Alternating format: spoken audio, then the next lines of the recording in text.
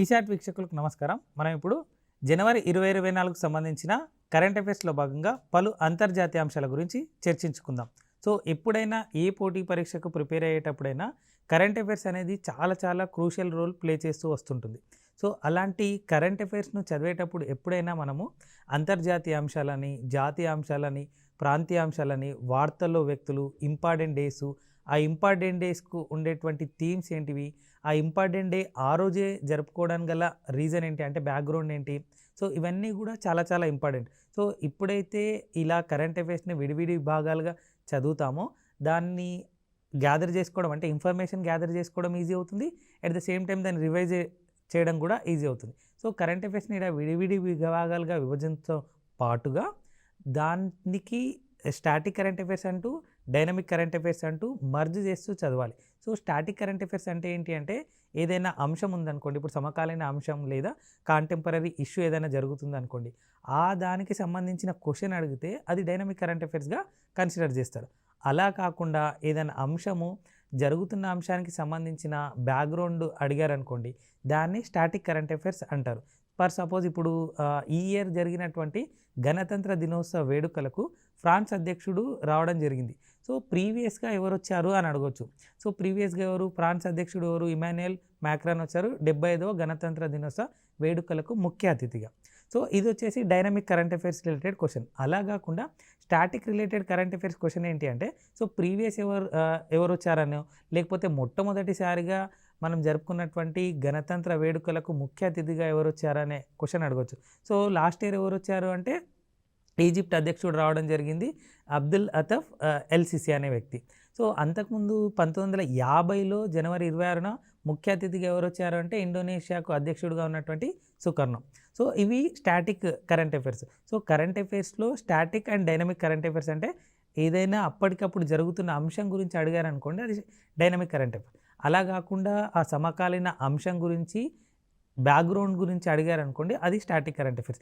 ఇలా కరెంట్ అఫైర్స్ను విడివిడి విభాగాలుగా చదువుకుంటూ, మరియు ఇలా dynamic current affairs, static current affairs అనే వాటిని మర్జ్ చేసుకుంటూ చదివినట్టయితే కరెంట్ అఫైర్స్లో ఎక్కువ స్కోర్ చేయడానికి అవకాశం ఉంటుంది, జాబ్ కొట్టే అవకాశాలు కూడా మెరుగవుతూ ఉంటాయి. సో ఇప్పుడు మనం ఈ ఎపిసోడ్లో ఏం చేస్తామంటే అంతర్జాతీయ అంశాలు జనవరి 2024 గురించి చర్చించుకుందాం. ప్రీవియస్ ఎపిసోడ్లో ఈ అంతర్జాతీయ అంశాల గురించి కొన్ని అంశాల గురించి చర్చించుకున్నాం. ఈ ఎపిసోడ్లో ఇంకొన్ని అంశాల గురించి చర్చించుకుందాం. దాంట్లో భాగంగా మొట్టమొదటి అంతర్జాతీయ అంశం చూడండి, జపాన్. సో జపాన్ వచ్చేసి ఇటీవల వార్తల్లో నిలిచిన అంశంగా ఎందుకు ఉంది అంటే, చంద్రుడిపై విజయవంతంగా దిగిన 5వ దేశంగా ఇది ఇటీవల వార్తల్లో నిలిచింది. సో అంతకుముందు చంద్రుడిపై కాలిడిన మోపినటువంటి కంట్రీస్ ఏవి, లేదా చంద్రుడిపైకి వెళ్ళినటువంటి కంట్రీస్ ఏవి అంటే రష్యా, అమెరికా, చైనా, మన ఇండియా. సో ఈ 4తో పాటుగా ఇప్పుడు ప్రస్తుతం వచ్చేసి జపాన్ కూడా ఆ లిస్ట్లో యాడ్ అయింది. సో చంద్రుడిపై విజయవంతంగా దిగినటువంటి 5వ దేశం ఏది అంటే Japan. So exam point of వ్యూలో ఏం అడగొచ్చు అంటే, చంద్రుడిపై దిగనటువంటి దేశం ఏది అని అడగొచ్చు. అంటే చంద్రుడిపై ప్రయోగాలు చేయనటువంటి దేశం ఏది. సో ఎప్పుడైతే ఈ లిస్టు మనకు ఐడియా ఉంటుందో ఆన్సర్ అటెంప్ట్ చేయడానికి వీలుంటుంది. సో రష్యా, అమెరికా, చైనా, భారతదేశము మరియు ఇప్పుడు జపాన్. సో చంద్రుడిపై విజయవంతంగా దిగిన 5వ దేశంగా నిలిచింది. వాళ్ళకి సంబంధించి మనకి ఇస్రో ఉంటుంది కదా, ఇస్రో లాగా వాళ్ళకేముంటుంది అంటే జపాన్కి Japan aerospace exploration agency, JAXA అంటారు అని. సో వాటిని ఏమంటారంటే జాక్సా అంటే మనకైతే ఇస్రో ఎలా ఉందో, సో అక్కడ జాక్సా అనేది ఉంటుంది ఇక్కడ జపాన్లో. సో ఆ జపాన్లో ఉన్నటువంటి జాక్సా దీన్ని రిలీజ్ చేయడం జరిగింది. అంటే మనం విజయవంతంగా ల్యాండ్ అయ్యామని చెప్పి చెప్పుకోవడం జరిగింది. రష్యా, అమెరికా, చైనా, ఇండియాతో పాటుగా జపాన్ 5వ దేశంగా పేరుగాంచింది ఏది, చంద్రుడిపై విజయవంతంగా. సో దానికి సంబంధించింది ఏంటి అంటే smart lander for investigating moon, అంటే స్లిమ్ అనేది అక్కడ ల్యాండ్ అవ్వడం జరిగింది. చంద్రుడిపై ప్రయోగాలు చేయడానికి ఖచ్చితమైన ల్యాండింగ్ అని చెప్తున్నారు, అంటే ప్రయోగవంతంగా సక్సెస్ఫుల్గా అక్కడ ల్యాండ్ అవ్వడం జరిగింది. సో మనము చంద్రయాన్ 3 గురించి మాట్లాడుకుంటూ చంద్రయాన్ 3 దిగినటువంటి పాయింట్ని ఏమని చెప్పుకున్నాము, శివశక్తి పాయింట్. సో ఎక్కడైతే సక్సెస్ఫుల్గా చంద్రయాన్ 3 దిగిందో ఆ పాయింట్ని శివశక్తి పాయింట్, చంద్రయాన్ 2 దిగిన ప్రాంతాన్ని ఏమో తిరంగా పాయింట్ అని చెప్పుకున్నాం.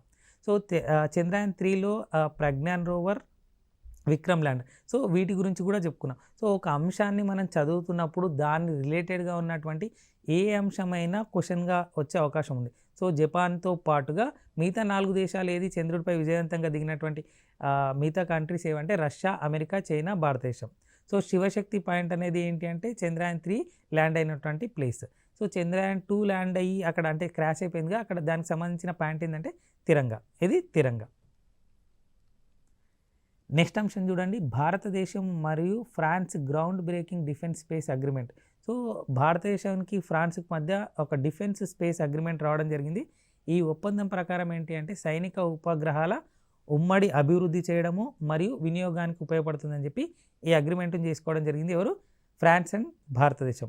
సో ఫ్రాన్స్కి సంబంధించిన అధ్యక్షుడు ఇటీవల జరిగినటువంటి గణతంత్ర వేడుకలకు అతిథిగా రావడం జరిగిందని చెప్పుకున్నాం కదా. సో ఆ పర్యటనలో భాగంగా ఇలాంటి అగ్రిమెంట్స్ జరిగినాయని చెప్పుకోవచ్చు. సో ఇటీవల భారతదేశము ఏ దేశంతో ground breaking defence space agreement చేసుకుంది అని అడగవచ్చు. ఏది అంటే ఫ్రాన్స్తో. సో ఫ్రాన్స్కి సంబంధించి ముఖ్య అతిథిగా రావడం జరిగింది. ఏదానికి? గణతంత్ర దినోత్సవ వేడుకలకు. ఎవరు? ఆయన పేరేంటి అంటే ఇమాన్యుయల్ మాక్రాన్. ఎవరు? ఇమాన్యుయల్ మాక్రాన్. నెక్స్ట్ అంశం చూడండి, Maratha military landscape. So Maratha military landscape ఇటీవల వార్తల్లో ఎందుకు నిలిచింది అంటే 2024-25 సంవత్సరానికి గాను యునెస్కో ప్రపంచ వారసత్వ జాబితా కోసం భారతదేశం నుండి నామినేట్ అయిన ప్రాంతంగా ఈ మరాఠా మిలిటరీ ల్యాండ్స్కేప్ అనేది నిలిచింది. సో ఈ మరాఠా మిలిటరీ ల్యాండ్స్కేప్ అనేది ఏంటి అంటే మరాఠా పాలకులు ఉన్నారు కదా, ఆ మరాఠా పాలకులకు సంబంధించి అసాధారణమైన కోట వ్యవస్థ, అంటే వాళ్ళ కోట ఎలా ఉంటుంది, వాళ్ళ యొక్క సైనిక వ్యవస్థ ఎలా ఉంటుంది అని చెప్పుకోవడానికి ప్రతీక ఈ మరాఠా మిలిటరీ ల్యాండ్స్కేప్. సో మనకు యునెస్కో వారసత్వ సంపదల గురించి మాట్లాడుకుంటూ ప్రీవియస్గా ఏమేంటి శాంతినికేతన్ అని చెప్పి, ధోల్వీరా అని చెప్పి, లేదా హొయసల టెంపుల్, రామప్ప టెంపుల్, ఇవన్నీ కూడా యునెస్కో వరల్డ్ హెరిటేజ్ సైట్లో స్థావనం పొందినటువంటి వాటిగా చెప్పుకున్నాం. సో ఇక్కడ యునెస్కో సైట్స్ ఏమున్నాయి, సో భారతదేశంలో ఎన్ని యునెస్కో సైట్స్ ఉన్నాయి, సో మొట్టమొదటిసారిగా వచ్చినాయి ఏంటి, అజంతా ఎల్లోరా వాటికి సంబంధించి, సో వాటితో పాటు తర్వాత ఏమొచ్చింది, ఈ లిస్టు కూడా చాలా చాలా ఇంపార్టెంట్ అండి. యునెస్కో వారసత్వ సంపదలో ఉన్నటువంటి లిస్టు చాలా ఇంపార్టెంటు. సో దాంతోపాటు కనిపించని అంటే టాంజిబుల్ యునెస్కో హెరిటేజ్ ఉంటాయి కదా, ఇప్పుడు దుర్గా పూజ అని చెప్పి, సో రీసెంట్గా దుర్గా పూజ వాటికి సంబంధించి కూడా యునెస్కో వారసత్వ సంపదగా గుర్తించడం జరిగింది. అంటే వాటికి కంటికి కనిపించను అనమాట. సో ఇలా కంటికి కనిపించే వాటికి ఇవ్వడం జరుగుతుంది. కంటికి కనిపించని అంటే ఏదైనా సాంప్రదాయ క్రీడకు కానీ, సాంప్రదాయమైనటువంటి ఒక అంశానికి కానీ యునెస్కో వారసత్వ సంపదగా కూడా వాటిని గుర్తించడం జరుగుతుంది.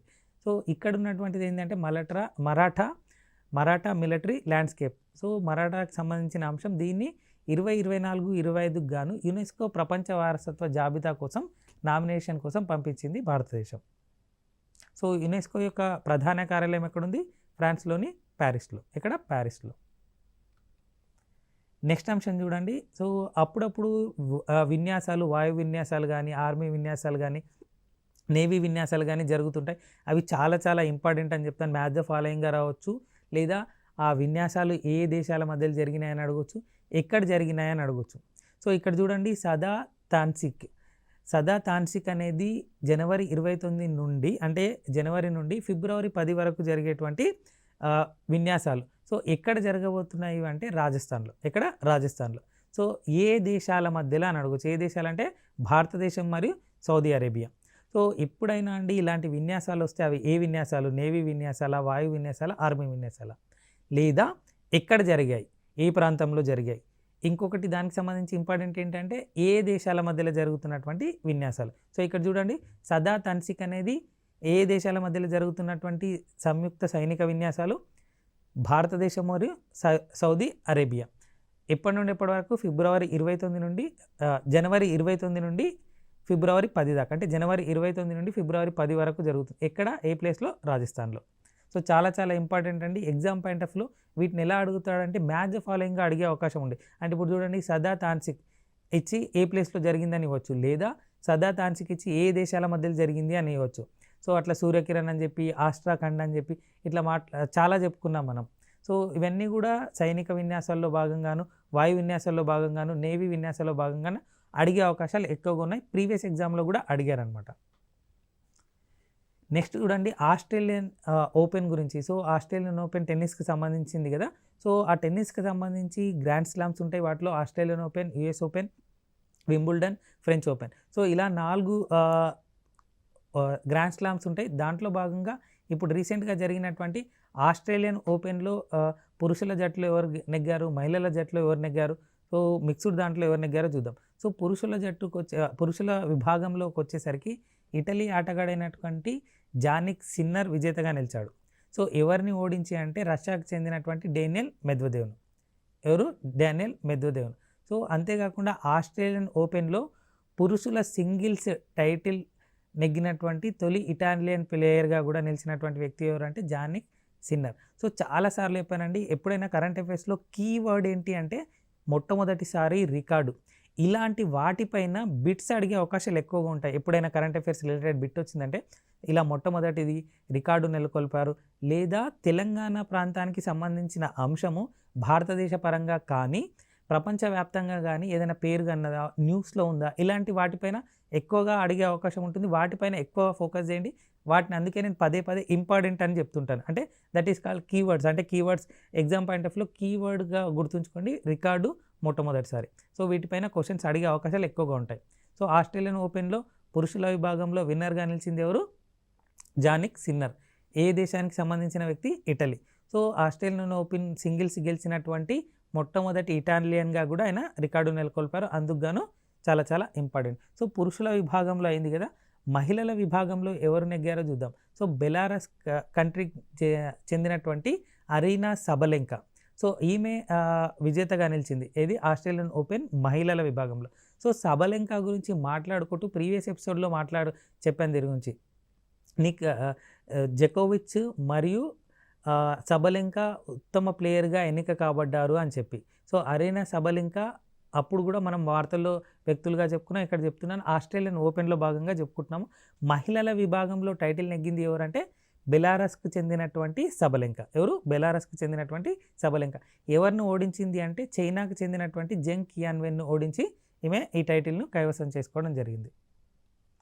Next Australian open mixed doubles. ఇది చాలా ఇంపార్టెంట్ బిట్ అండి. ఎందుకంటే భారతదేశం నుంచి ప్రాతినిధ్యం వహిస్తున్నటువంటి వ్యక్తి ఆస్ట్రేలియన్ ఓపెన్ మిక్స్డ్ డబుల్స్లో టైటిల్ కైవసం చేసుకున్నాడు. సో భారతదేశానికి చెందినటువంటి రోహన్ బోపన్న ఆస్ట్రేలియాకు చెందినటువంటి మాథ్యూ ఎబ్డెన్తో కలిసి ఈ ఆస్ట్రేలియన్ ఓపెన్ను కైవసం చేసుకోవడం జరిగింది. ఎవరిపైన నెగ్గారు అంటే ఇటలీకి చెందినటువంటి సిమెన్ బొలెలి, ఆండ్రియా వోసోరి వీళ్ళని ఓడించి మరి ఆస్ట్రేలియన్ టైటిల్ను కైవసం చేసుకోవడం జరిగింది మిక్స్డ్ డబుల్స్లో. అంతేకాకుండా రోహన్ బోపన్న చాలా ఇంపార్టెంట్ బిట్. ఎందుకంటే అత్యధిక వయసులో ఇలా ఆస్ట్రేలియన్ ఓపెన్ గెలిచిన, గ్రాండ్ స్లామ్ గెలిచిన వ్యక్తిగా కూడా రికార్డు నెలకొల్పాడు. సో అందుకు కానీ ఇది చాలా ఇంపార్టెంట్ బిట్గా గుర్తుంచుకోవచ్చు అంతర్జాతీయ అంశాల్లో భాగంగా. నెక్స్ట్ అంశం చూడండి. అంతర్జాతీయ అంశాల్లో భాగంగా కిర్గిస్థాన్ జాతీయ చిహ్నంగా ప్రకటించిన జంతువు ఏది అంటే మంచు చిరత. సో మంచు చిరుత గురించి మనం మాట్లాడుకుంటూ భారతదేశంలో ఇటీవల వాటికి సంబంధించిన నివేదికలు రిలీజ్ కావడం జరిగింది. దానికి సంబంధించిన 700+ మంచు చిరుతలు ఉన్నాయని చెప్పి రీసెంట్గా ఒక నివేదిక రిలీజ్ అయిందని చెప్పుకున్నాం. సో అలాంటి మంచు చిరుతని ప్రపంచంలో ఉన్నటువంటి కిర్గిస్థాన్ ఈ కంట్రీలో జాతీయ చిహ్నంగా ప్రకటించడం జరిగింది. సో మంచు చిరుతని జాతీయ చిహ్నంగా ప్రకటించిన దేశం ఏది అని అడగచ్చు. కిర్గిస్థాన్. ఇది కిర్గిస్థాన్. నెక్స్ట్ అంశం చూడండి. సో FIH హాకీ 5 మహిళల ప్రపంచ కప్ 2024 దీంట్లో ఏ దేశము నెగ్గింది, ఎవరు రన్నరప్గా నిలిచారంటే విన్నర్గా నిలిచింది ఏది అంటే నెదర్లాండ్స్, రన్నరప్గా ఉంది ఏది అంటే భారతదేశం. సో FIH హాకీ 5 ప్రపంచ కప్ ఇది మొదటి ఎడిషన్ అండి. చాలా ఇంపార్టెంట్. సో మొదటి ఎడిషన్ అయినప్పుడు అడిగే అవకాశం ఉంటుంది. సో ఈ మొదటి ఎడిషన్లో విన్నర్గా నిలిచిన జట్టు ఏదంటే నెదర్లాండ్స్, రన్నరప్గా నిలిచిన జట్టు ఏది అంటే భారతదేశం. ఎక్కడ జరిగాయంటే ఒమన్ రాజధాని మస్కట్లో జరిగాయి. ఇక్కడ మస్కట్లో.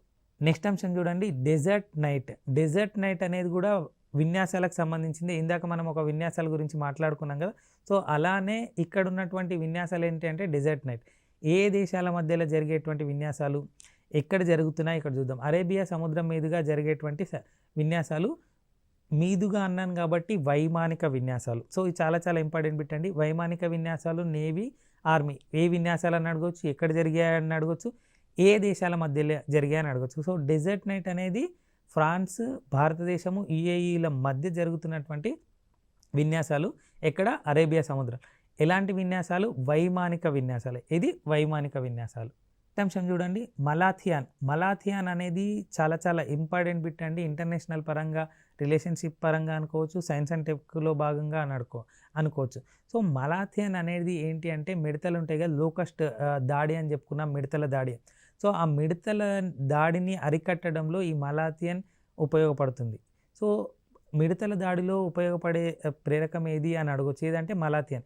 ఎందుకు ఇటీవల వార్తల్లో నిలిచింది అంటే 40,000 లీటర్ల మలాథియాన్ను ఆఫ్ఘనిస్తాన్కు అందిస్తున్నట్టుగా భారతదేశం ఇటీవల ప్రకటించడం జరిగింది. అందుకు గాని ఇది వార్తల్లో నిలిచింది. సో మిడతలను కంట్రోల్ చేయడానికి ఉన్నటువంటిది ఏది అంటే మలాథియాన్. భారతదేశం ఏ దేశానికి 40,000 లీటర్ల మలాథియాన్ను అందించడానికి ఒక ఇనిషియేషన్ తీసుకుంది అంటే ఆఫ్ఘనిస్తాన్. ఇది ఆఫ్ఘనిస్తాన్. నెక్స్ట్ అంశం, మలేరియా రహిత దేశంగా ప్రకటించినటువంటి దేశం ఏది ఇటీవల అంటే కాబో వెర్డే. సో కాబో వెర్డేని ఇటీవల మలేరియా రహిత దేశంగా ప్రకటించడం జరిగింది.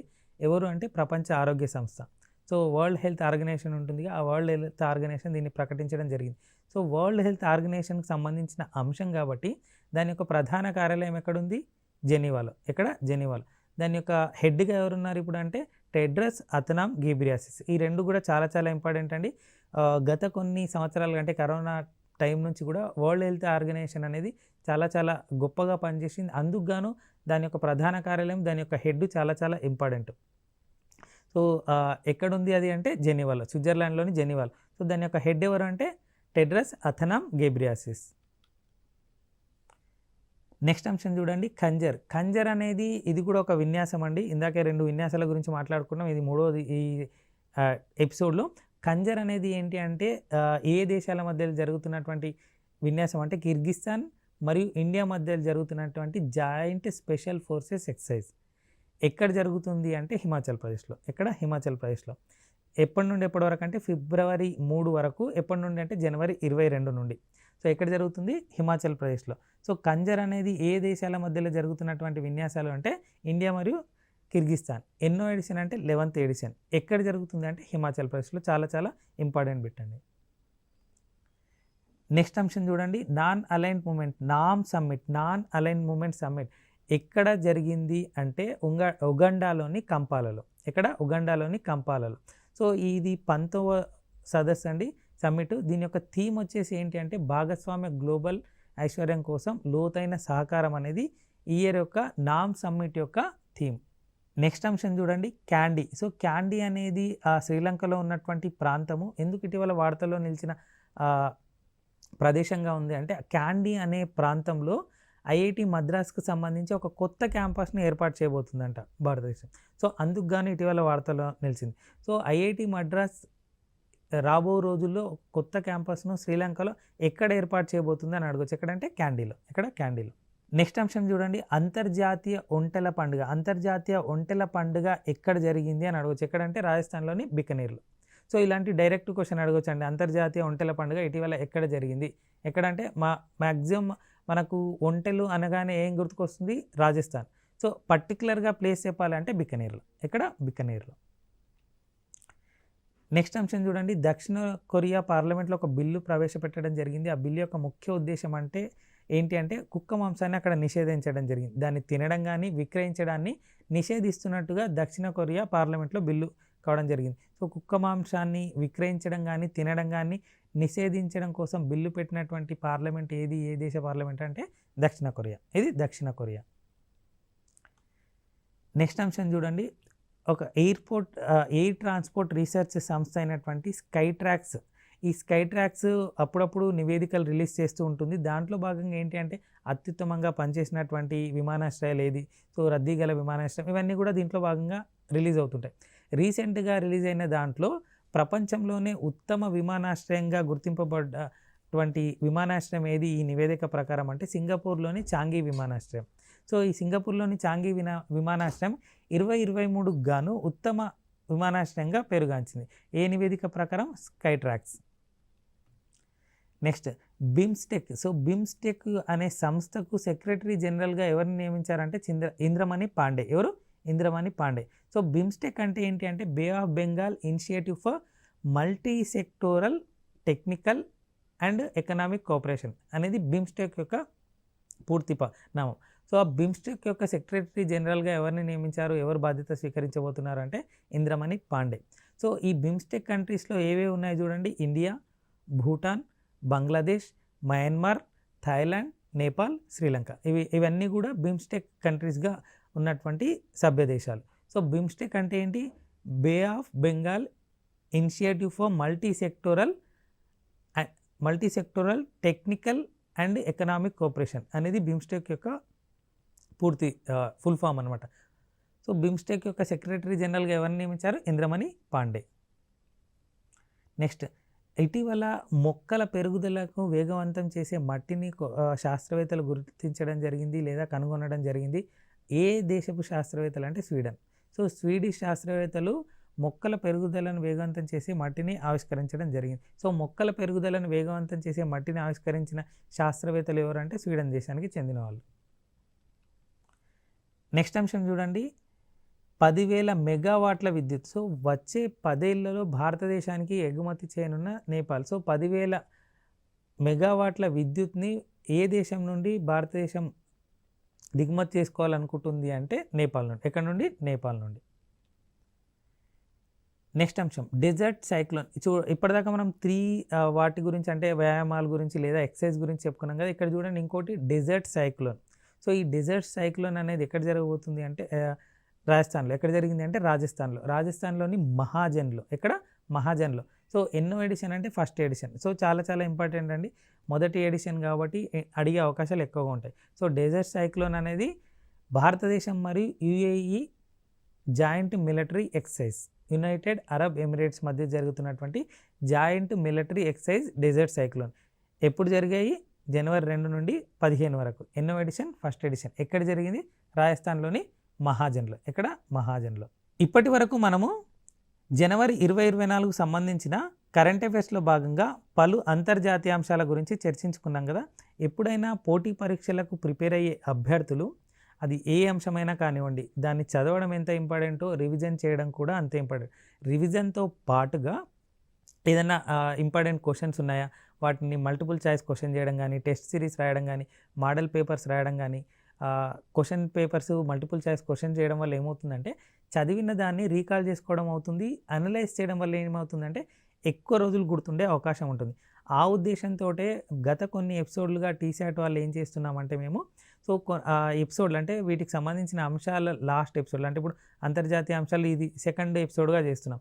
ఈ సెకండ్ ఎపిసోడ్ ఫైనల్ ఎపిసోడ్లో ఏవైతే మనం డిస్కషన్ చేశామో ఆ డిస్కషన్ చేసిన వాటి యొక్క సంబంధించిన అంశాలను క్వశ్చన్స్గా పొందుపరిచి వాటిని ఎలా అటెంప్ట్ చేయాలి, ఎలా ఎలిమినేట్ చేయాలనే ఉద్దేశంతో కొన్ని పొందుపరచడం జరుగుతుంది, మీకు ఎగ్జామ్ పాయింట్లో ఉపయోగపడాలనే ఉద్దేశంతో. సో ఎప్పుడైనా చదవడంతో పాటుగా దాన్ని రివిజన్ చేయడము, రివిజన్ చేసిన దాన్ని ఇలా మల్టిపుల్ చాయిస్ క్వశ్చన్స్ అటెండ్ చేయడం వల్ల ఏమవుతుందంటే ఎగ్జామ్లో ఎక్కువ స్కోర్ చేసే అవకాశం ఉంటుంది. సో ఇప్పుడు చూడండి 2024 జనవరి 2024 సంబంధించిన అంతర్జాతీయ అంశాల్లో మనం డిస్కషన్ చేసిన కొన్నిటి యొక్క క్వశ్చన్స్ చూద్దాం. చూడండి, బ్రిక్స్ కూటమిలో చేరని దేశం ఏది అన్నాం. సో చాలా చాలా ఇంపార్టెంట్ అండి, చేరని దేశము అన్నాం. సో బ్రిక్స్ కూటమిలో ఆల్రెడీ 5 దేశాలు ఉన్నాయి. 5 దేశాలతో పాటుగా Ethiopia, Egypt, Iran, Saudi Arabia ఇవన్నీ కూడా జాయిన్ అవ్వడం జరిగింది. కానీ ఒక దేశము ఆల్రెడీ అంటే 6 దేశాలు జాయిన్ అవ్వాలి అని అనుకున్నాయి, కానీ ఒక దేశము జాయిన్ అవ్వను అని చెప్పింది. సో దాంట్లో ఏది ఆల్రెడీ ఇప్పుడు చెప్పేశాను నేను. సో ఆన్సర్ ఏది అంటే బీడీలోనే ఉందండి, ఏసీలో ఆన్సర్ లేదు. సో ఇథియోపియానా ఆన్సర్, అర్జెంటీనా అంటే చేరని దేశం, చేరిన దేశం కాదండి. 5 దేశాలు చేరడం జరిగింది. సో బ్రిక్స్ కూటమి అంటే 5 దేశాలు ఆల్రెడీ ఉన్నాయి, 5 దేశాలకు ఇంకొక 5 దేశాలు యాడ్ అవ్వడంతో 10 దేశాల కూటమిగా ఏర్పడింది. ఆ 10 దేశాల కూటమిలో చేరని దేశం ఏది అని అడిగాను. సో ఇథియోపియానా, అర్జెంటీనానా. నెక్స్ట్, 74వ గణతంత్ర దినోత్సవ వేడుకలకి ముఖ్య అతిథి ఎవరు? చాలా చాలా ఇంపార్టెంట్ బిట్ అండి. ఇక్కడ చూడండి, రీసెంట్గా జరుపుకున్నది ఎన్నో గణతంత్ర దినోత్సవ వేడుకలు? 75వది. కానీ ఇక్కడ క్వశ్చన్ చూడండి, 74వ గణతంత్ర దినోత్సవ వేడుకలు. ఎగ్జామ్ పాయింట్ ఆఫ్ వ్యూలో ఇలాగే కన్ఫ్యూజ్ చేస్తారు ఎప్పుడైనా సరే. సో మనకేంటంటే ఇమ్మీడియట్గా ఆన్సర్ ఏంటి అంటే ఎవరైతే రీసెంట్గా వచ్చారో వాళ్ళు ఆన్సర్ చేస్తాము. సో అలా కాదు, 74వ అన్నారు. సో ఎగ్జామ్ పాయింట్ ఆఫ్ వ్యూలో మనకుండే టెన్షన్ లేదా మీకుండే టెన్షన్ ఏంటి అంటే సో ఎగ్జామ్ ఆస్పిరెంట్కి ఎప్పుడైనా సరే సో టెన్షన్ ఏంటి అంటే టైం అవుతుంది అనే ఉద్దేశంతో లేకపోతే ఫాస్ట్గా చేయాలనే ఉద్దేశంతో చేయడం వల్ల కొన్ని కన్ఫ్యూజ్ అయ్యి బిట్స్ని పోగొట్టుకుంటాం అనమాట మార్క్స్. సో ఇక్కడ చూడండి, 74వ గణతంత్ర దినోత్సవ వేడుకలకి ముఖ్య అతిథి ఎవరు? సో రీసెంట్గా జరిగిన ఏంటి? 75వ గణతంత్ర దినోత్సవ వేడుకలు. సో ఆన్సర్ ఏంటి? ఏనా బీనా అంటే ఫ్రాన్స్ అధ్యక్షుడు ఇమాన్యుయల్ మ్యాక్రాన్ వచ్చాడా? ఈజిప్ట్ అధ్యక్షుడు అబ్దెల్ ఫతాహ్ ఎల్సిసి వచ్చాడా? బంగ్లాదేశ్ ప్రధానమంత్రి అయినటువంటి షేక్ హసీనా వచ్చిందా? బంగ్లాదేశ్ అధ్యక్షుడు అయినటువంటి మొహమ్మద్ షాబుద్దీన్ వచ్చారా? సో ఎవరొచ్చారు? సి, డి ఆన్సర్ కాదండి. ఏబిలోనే ఆన్సర్ ఉంది. సో ఈ ఏబిసిలో కూడా ఒకరేమో 2024 యొక్క ముఖ్య అతిథి, ఒకరేమో 2023కి సంబంధించిన ముఖ్య అతిథి. ఈ రెండు కూడా ముఖ్య అతిథులు అంటే భారతదేశానికి రిపబ్లిక్ డే అప్పుడు వచ్చినటువంటి చీఫ్ గెస్ట్ యొక్క నేమ్సే. కానీ దీంట్లో ఒక్కరు మాత్రమే 74వ గణతంత్ర దినోత్సవ వేడుకలకి హాజరైనటువంటి ముఖ్య అతిథి. ఈయన, బీనా ఆన్సర్. సిడి ఆన్సర్ కాదండి, ఏబిలోనే ఆన్సర్ ఉంది. నెక్స్ట్ క్వశ్చన్ చూడండి. ప్రపంచంలోనే అత్యధిక విలువ కలిగిన టాప్ కరెన్సీ ఏది? కువైట్ దినారా, బహ్రెయిన్ దినారా, ఒమానీ రియాలా, యునైటెడ్ స్టేట్స్ డాలరా? So C and D answer కాదండి, ఏబిలోనే ఆన్సర్ ఉంది. నెక్స్ట్ క్వశ్చన్ చూడండి. ప్రపంచంలో టాప్ 50 నగరాల జాబితాలో భారతదేశం నుంచి చోటు దక్కించుకున్న ఏకైక నగరం ఏది? హరిద్వార, రిషికేశ, వారణాసియా, ముంబయ? So A and C answer కాదండి, బి అండ్ డిలోనే ఉంది. సో భారతదేశం నుంచి ఒకే ఒకటి స్థానం పొందింది అని చెప్పుకున్నాం. సో దాంట్లో ఏది ఆన్సర్? బీనా, సీనా? బీనా, డీనా అంటే రిషికేశ, ముంబయ? ఇప్పటి వరకు మనము జనవరి 2024కు సంబంధించిన అంతర్జాతీయ అంశాల్లో భాగంగా పలు అంతర్జాతీయ అంశాలను, అంతర్జాతీయ అంశాలకు సంబంధించిన కొన్ని మల్టిపుల్ చాయిస్ క్వశ్చన్స్ను, వాటిని ఎలా అటెంప్ట్ చేయాలి, ఎలా ఎలిమినేట్ చేయాలనే విషయాలను తెలుసుకున్నాం. సో ఈ 2 ఎపిసోడ్లో అంతర్జాతీయ అంశాల గురించి చర్చించుకున్నాం. సో ఎప్పుడైనా అండి కరెంట్ అఫైర్స్ ప్రిపేర్ అయ్యేటప్పుడు ఏ పోటీ పరీక్ష అయినా ఆ పోటీ పరీక్షకు సంబంధించిన సిలబస్ ఏంటి అంటే అది గ్రూప్ 1, గ్రూప్ 2, గ్రూప్ 3, గ్రూప్ 4 లేదా సివిల్సా, ఐబీపీఎస్ ఎగ్జామా, ఎస్ఎస్సి ఎగ్జామా, ఆర్ఆర్బీకి సంబంధించిందా, పోలీస్ రిక్రూట్మెంట్ బోర్డా? సో ఇలా ప్రతిదీ కూడా డిఫరెంట్ ఎగ్జామ్స్ ఉంటాయి, డిఫరెంట్ సిలబస్ ఉంటుంది. ఆ డిఫరెంట్ సిలబస్లో ఇప్పుడు చూడండి, ఐబీపీఎస్ కానీ బ్యాంకింగ్ రిలేటెడ్ ప్రిపేర్ అవుతున్నప్పుడు బ్యాంకింగ్ సంబంధిత అంశాలపైన ఎక్కువ కాన్సన్ట్రేషన్ చేయాలంటే అవే అడుగుతారనే కాదు, అడిగే అవకాశాలు ఎక్కువగా ఉంటాయి. సో పోలీస్ రిక్రూట్మెంట్ బోర్డు ఉందనుకోండి సపోజ్. సో పోలీస్ సంస్మరణ దినోత్సవం ఎప్పుడనో, లేకపోతే ఇప్పుడు డీజీపీగా ఉన్న వ్యక్తి పేరేంటనో, లేదా రీసెంట్గా మహారాష్ట్రలో తొలి మహిళా డీజీపీ అక్కడ ఛార్జ్ తీసుకోవడం జరిగింది, సో ఆమె పేరేంటనో, ఇలాంటివి అడిగే అవకాశాలు ఉంటుంది.